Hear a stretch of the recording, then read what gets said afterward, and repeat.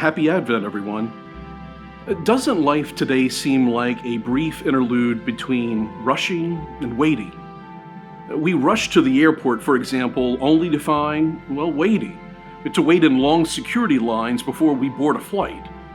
The day after Thanksgiving, we celebrate the holiest day of the year, Black Friday. And what do? Well, we rush to Christmas sales, only to find that we have to wait. We have to wait in the checkout line. Then the day after Christmas, we celebrate the second holiest day of the year, where we rush back to the store to bring back all those Christmas items like socks and underwear and all those unwanted Christmas presents. And what are we confronted with?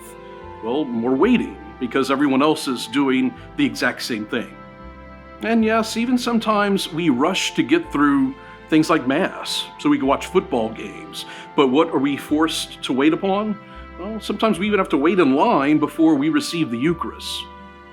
Yeah, it's that rushing that leads to waiting that can be somewhat frustrating for all of us.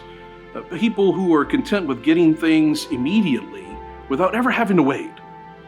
But it's our experience that waiting involves a necessary slowing down, as well as that hope of fulfillment that eventually comes. You and I find ourselves in the midst of yet another Advent season that begins a new year for the church, a time that forces us to slow down, even though traditionally this is a very hectic time, but for us to live in the expectation of Christ at his arrival throughout history, his arrival as a human like us that we celebrate at Christmas, his arrival in our own personal histories, and his future arrival at the consummation of history at the end of time.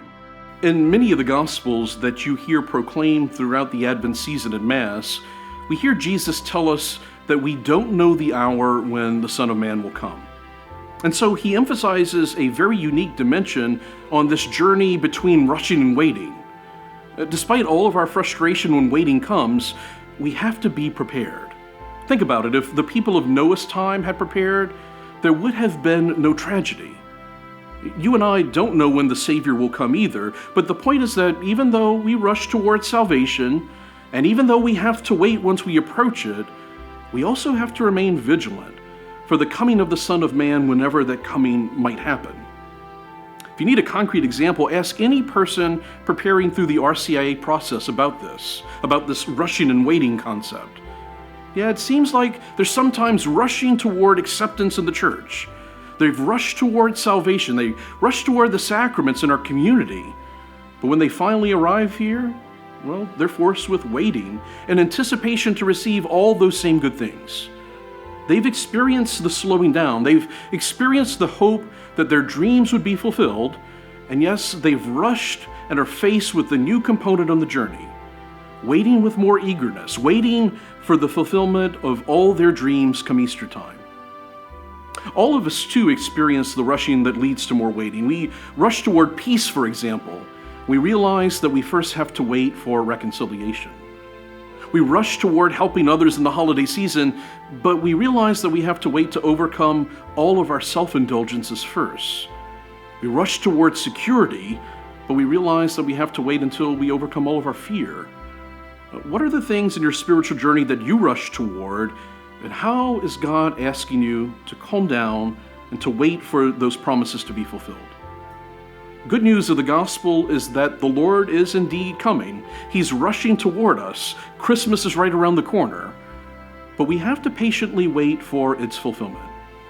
Yes, we rush to airports to wait in line, but if we're patient, vacation lies beyond the TSA. Yes, we rush to wait in line to bring back Christmas gifts or to buy them on Black Friday. And we save a lot of money sometimes doing it if we're patient as we wait to approach the cash register. And yes, we rush to get through Mass, sometimes to watch football games. But Jesus waits at the end of the line. And what more could you and I be waiting for?